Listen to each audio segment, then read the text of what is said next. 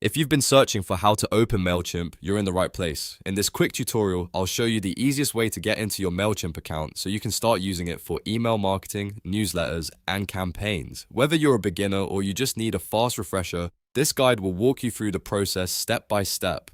And if this video helps you out, don't forget to hit the like button and subscribe for more simple software tutorials. Alright, let's jump in. First, open any browser on your computer or device. You can use Chrome, Edge, Safari, or whatever browser you normally prefer.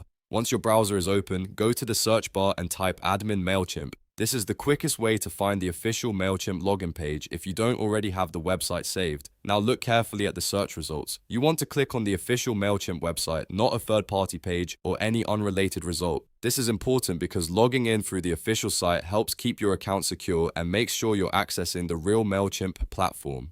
After you click the official website, you'll be taken to the Mailchimp login page. From here, sign in using the email address and password associated with your account. If you've already created an account, just enter your login details and continue. If you're using a Google login or another connected sign-in method, choose that option instead and follow the prompts on screen. Once you log in successfully, Mailchimp will open your dashboard. This is your main control center where you can create campaigns, manage audiences, design emails, and track performance. If you're new to the platform, take a moment to look around the dashboard so you can get familiar with where everything is located. If your goal is simply to open Mailchimp and start using it, that's really all you need to do.